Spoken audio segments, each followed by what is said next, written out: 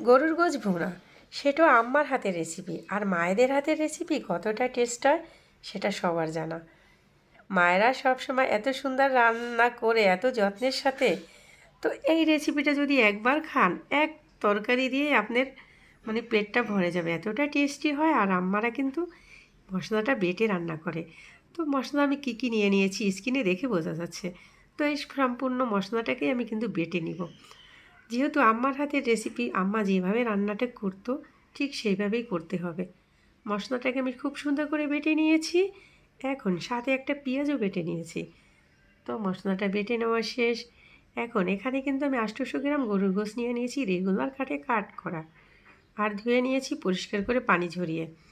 এখানে 1 কাপ পেঁয়াজ, 2টা তেজপাতা, 1 চামচ হলুদ গুঁড়ো, মরিচ গুঁড়ো এবং ধনিয়া গুঁড়ো, লবণ স্বাদ মতো। যে মশলাটা বেটে নিয়েছি ওখান থেকে বড় বড় 2 চামচ দিয়ে দিয়েছি। আর আদা রসুনও দিয়েছি 2 চামচের একটু বেশি। তেল দিয়ে দিয়েছি হচ্ছে গিয়ে আধা কাপের থেকে বেশি, আর লবণ দিয়ে দিয়েছি স্বাদ মতো। তো এখন এই যে চুলায় বসিয়ে দিয়েছি, আর এখানে বসিয়ে দিয়ে সুন্দর করে মোটামুটি 5 মিনিট আমি হাই হিটে এটাকে কষিয়ে নেব। মানে যে মশলাটাকে দিয়েছি সেটা এই 5 মিনিটে এই মাংসের সাথে মশলাটাকে ভেজে নিব যে পর্যন্ত কাঁচা গন্ধটা না যায়। তো দেখেন ভেজে নেওয়ার সাথে সাথে কিন্তু মাংসের কালারটাও সুন্দর চেঞ্জ হয়ে গিয়েছে। আর মোটামুটি আমার 5 মিনিট হয়ে গিয়েছে, মশলাটার থেকে কাঁচা গন্ধটা চলে গিয়েছে।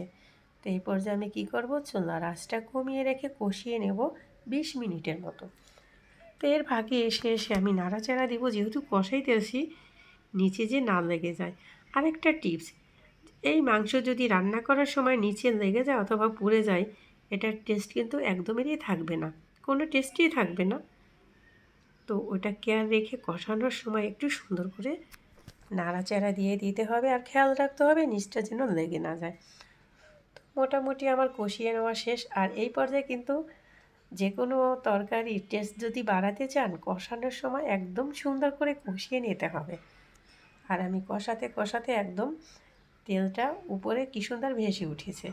তো কষিয়ে নেওয়া শেষ। 2 কাপ পানি দিয়ে দিয়েছি, যেহেতু আমি ভুনা করব বেশি একটা পানি দিব না।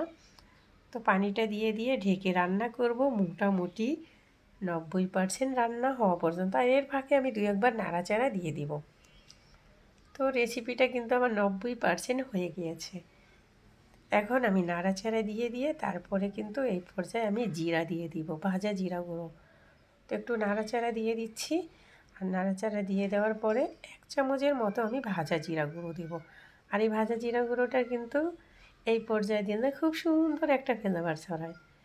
তো তারপরেও দিয়ে দিয়ে আমি সুন্দর করে ঢেকে রেখে দেব ঠিক 3 মিনিটের মতো। তো 3 মিনিট পরে কিন্তু ফিরব।